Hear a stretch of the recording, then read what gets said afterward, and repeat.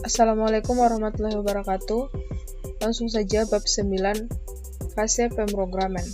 Pendahuluan. Pemrograman adalah merupakan bagian yang paling mudah. Itulah yang kita sangat kenal sebagai tipe-tipe teknik. Pada kenyataannya, sebagai manajer proyek, Anda mungkin menemukan cara sendiri untuk mengendalikan staf Anda dari memulai program yang terlalu cepat. Selalu ada tekanan untuk melakukan sesuatu dengan benar, tidak hanya dari tim proyek, tetapi dari manajemen tingkat tinggi. Aktivitas-aktivitas pada fase ini adalah menulis program. Kejadian pentingnya adalah menguji program, rencana tes sistem, dan paling tidak mulai pada dokumentasi user. Daftar pemeriksaan pemrograman. Sebelum Anda memulai pemrograman, jawablah pertanyaan berikut. Apakah pemeriksaan desain memerlukan pengerjaan kembali? Jika iya, jadwalkan waktu mulai dan penundaan pemrograman. Apakah sumber daya yang direncanakan dan programmer masih tersedia? Jangan terlalu optimis dengan proyek orang lain yang selesai tepat waktu. Jika ada pergantian staf, apakah Anda akan menguji kembali produktivitas mereka?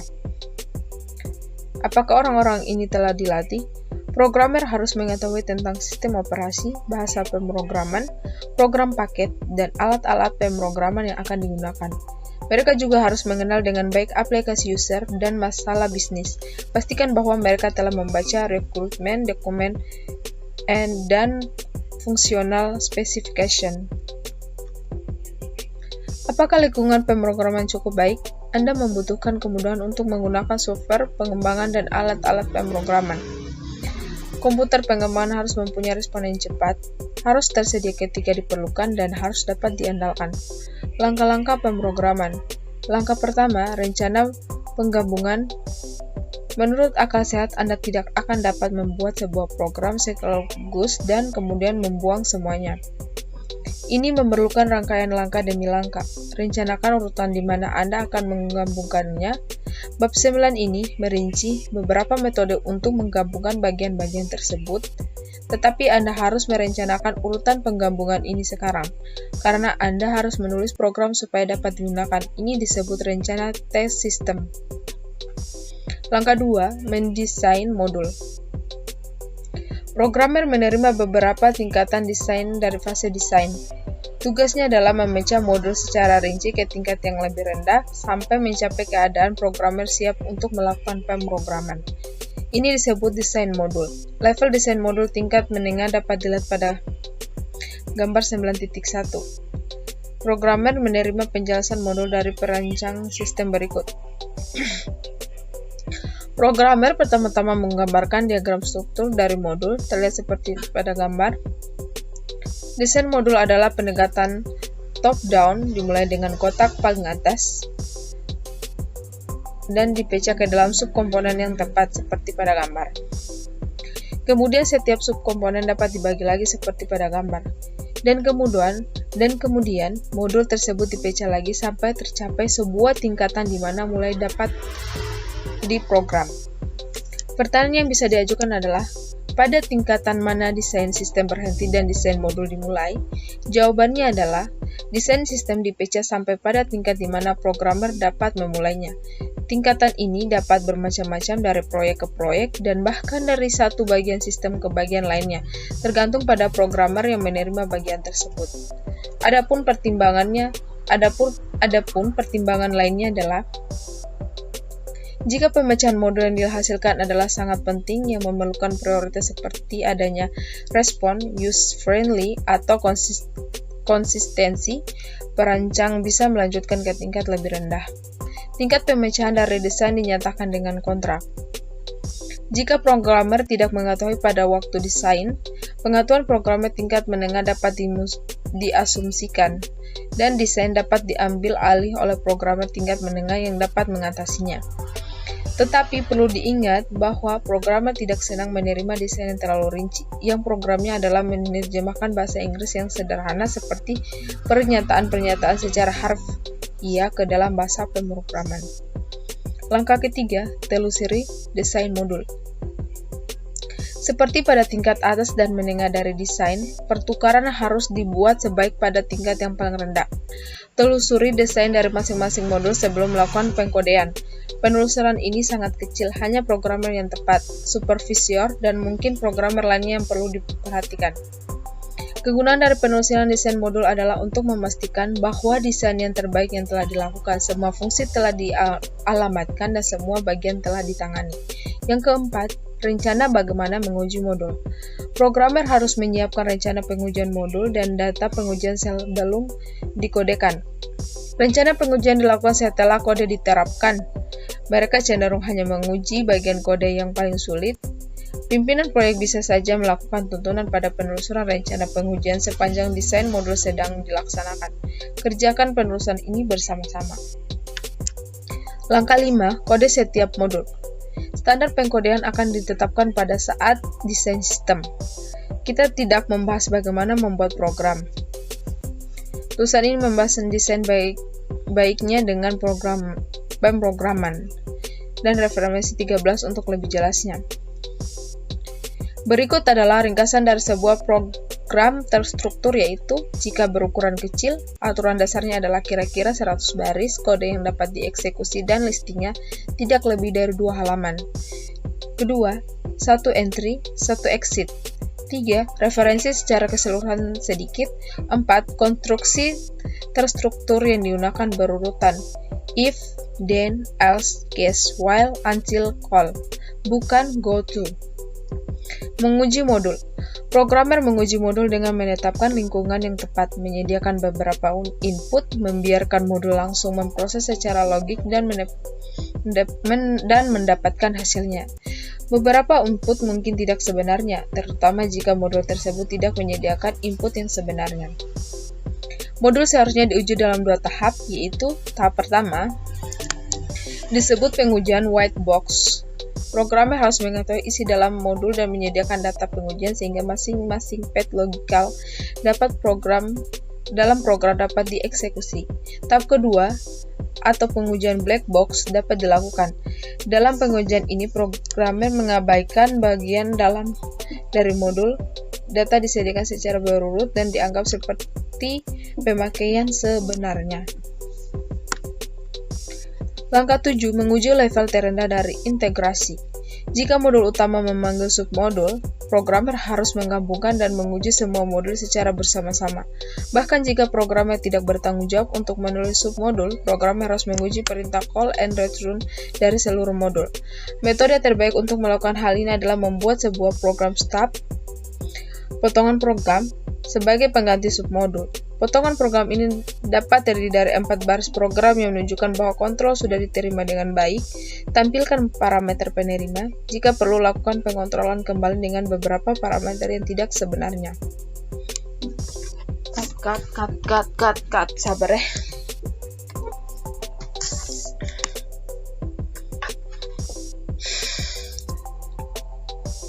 Langkah 8.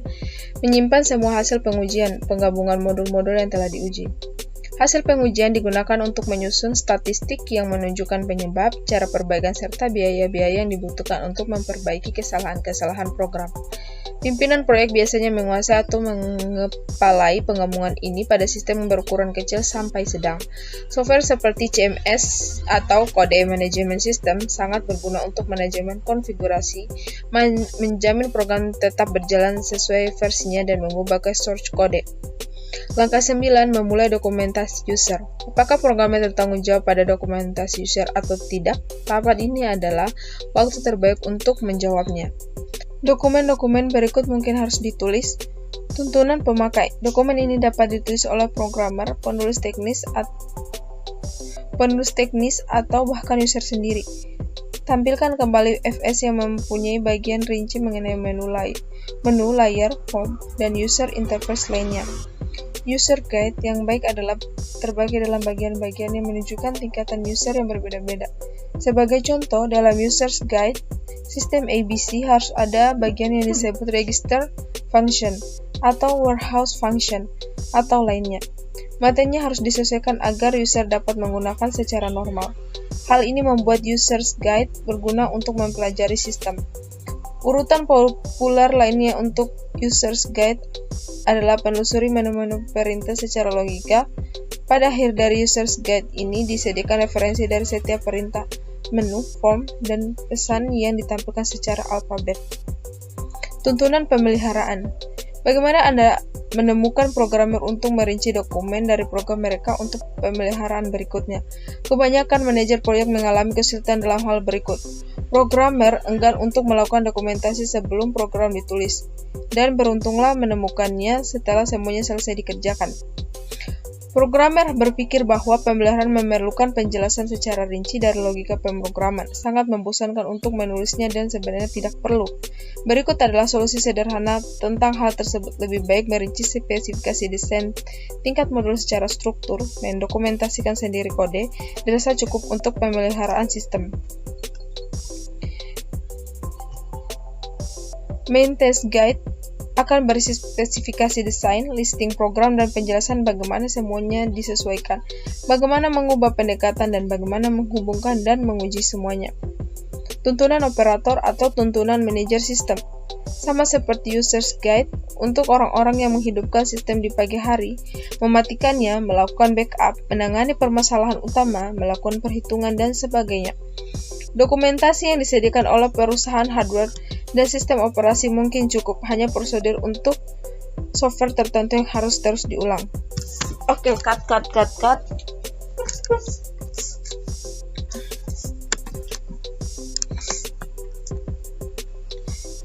Lanjut. Dokumentasi pelatihan.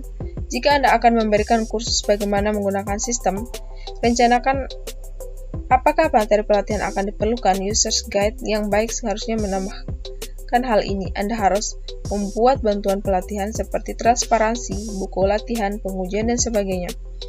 Peralatan program. Berikut ini adalah produk software yang membantu programmer untuk melakukan pekerjaan dengan lebih baik. Software ini disebut CASE, Computer Aided Software Engineering, karena membantu proses pemrograman secara otomatis. Bahasa pemrograman. Bahasa pemrograman dan compiler adalah alat yang sangat penting. Jika bahasa pemrograman itu sederhana dan sesuai dengan aplikasi, programmer akan dapat mempelajarinya dengan cepat. Gunakan jenis yang diperlukan secara tetap dan lakukan pemrograman tanpa canggung. Compiler harus cepat dan jelas dalam menuliskan pesan kesalahan. Language Sensitive Editor (LSE) menyediakan template untuk setiap pernyataan dalam bahasa pemrograman. Sebagai contoh, dalam bahasa Pascal, user dapat menggantikan for dan LSE menghasilkan control to, don't do, statement, and. Programmer mengisikan variabelnya dan LSE memastikan sintaksnya benar. LSE juga dapat memanggil compiler. Jika ada kesalahan yang ditemukan oleh compiler, LSE dapat mengontrol kembali dan programmer dapat kembali ke posisi edit pada pesan dan baris kesalahan tersebut. LSE dapat membuat program header dari template. LSE membantu dalam pemeriksaan sintaks, komplikasi program, dan memastikan source format yang konsisten pada sistem. Astaga, capeknya.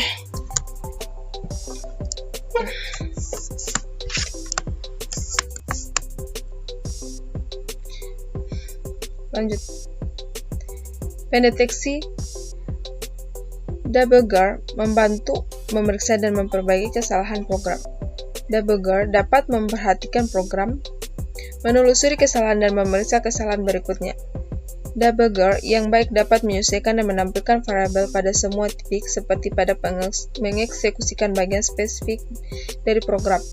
Kode Manajemen Sistem (CMS) seringkali disebut manajer konfigurasi. CMS tidak tersedia untuk semua bahasa pemrograman.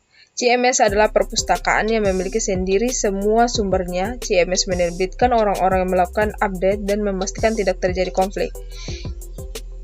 Jika dua orang yang mengupdate modul yang sama pada saat yang bersamaan, CMS menyimpan segala perubahan yang terjadi pada modul hingga perubahan pada modul dapat mudah dilihat. CMS menunjukkan adanya perbaikan atau penambahan yang mudah dengan versi-versi sebelumnya. CMS dapat menangani semua file ASCII II. Oleh karena itu, CMS berguna CMS berguna tidak hanya untuk menelusuri file-file sumber, tetapi juga untuk menyimpan file dokumentasi, file pengujian, dan file-file untuk membangun sistem. Modul manajemen sistem, MMS, digunakan untuk proses compile dan link secara otomatis atau membangun sebuah sistem. MMS hanya dapat membangun kembali semua komponen tersebut yang diubah sejak pembangunan yang terakhir. MMS dapat digunakan untuk menjalankan secara otomatis sekumpulan pengujian modul. MMS sangat berguna ketika Anda membangun sebuah relay system, menyatukan sumber-sumber yang benar dan mengeksekusi image, seperti seluruh dokumen yang terdapat dalam satu paket. MMS bekerja hand in hand dengan CMS, di mana semua sumber, file-file dokumen, dan file-file perintah yang diproses MMS dapat disimpan. Test Manager atau TM digunakan untuk menguji sebuah modul secara otomatis. Untuk menggunakan TM, Anda harus mendefinisikan serangkaian pengujian terhadap modul. TM akan menjalankan pengujian dan memberitahukan programmer jika hasilnya berbeda dengan yang diharapkan. Hak cipta. Subjek dari hak cipta software adalah tetap pada pengadilan, tetapi terdapat peraturan pemerintah yang tidak hanya merupakan bagian dari software yang memiliki hak cipta, tetapi juga berkenan dengan hal-hal lain yang berhubungan dengan software. Apapun tujuan dan artinya, jika Anda ingin melindungi kode Anda, tambahkan pemberitahuan hak cipta pada masing-masing modul dan dokumen asli copyright yang biasanya diperlukan. Kesimpulan dari fase pemrograman. Pemrograman telah menjadi sebuah karya seni. Programmer diperbolehkan untuk mengerjakan segala sesuatunya sendiri. Hal tersebut sangat cepat ditemukan dan sangat mahal untuk melaksanakan proses tersebut. Pemrograman haruslah dipertimbangkan sebagai sebuah ilmu pengetahuan. Pemrograman adalah kesenangan, tetapi debugging bukanlah kesenangan. Perhatikan pernyataan seperti pengkodean telah dilakukan, semua yang debug dihilangkan, sehingga 90% telah dikerjakan. Data statistik menunjukkan bahwa programmer hanya 50% berhasil setelah pengkodean. Berikut ini beberapa pemikiran tentang programmer. Programmer selalu meremehkan tugas, mengajari mereka pesimis merupakan hal yang salah. Programmer akan menikmati pekerjaan mereka jika Anda memotivasi mereka dengan sebuah tantangan. Sebuah tugas harusnya lebih sulit atau berbeda dari sebelumnya. Jika Anda ingin belajar bagaimana memotivasi programmer, bacalah buku Gawain Break, The Psychology of Computer Programming. Programmer sangat mudah tertekan, mereka akan bekerja lembur jika diperlukan, tetapi hati-hati terhadap lembur yang tetap. Sewaktu-waktu tidak ada lagi produktivitas ekstra yang diperoleh, dan programmer akan kehabisan tenaga. Pada akhir fase pemrograman, lihatlah hal utama berikut. 1. Desain modul sudah dijalankan dan diselesaikan. 2. Program-program individual sudah selesai dikodekan, diuji dan diselesaikan oleh pimpinan proyek. 3. Susunan dari penggabungan telah ditentukan, tulis dalam rencana pengujian sistem, dan pemrograman telah dijalankan pada saat itu. 4. Tanggung jawab terhadap dokumentasi user telah diberikan, dan jika Anda beruntung hal tersebut telah dilakukan. Itu saja yang dapat saya jelaskan, lebih dan kurangnya mohon dimaafkan. Assalamualaikum warahmatullahi wabarakatuh.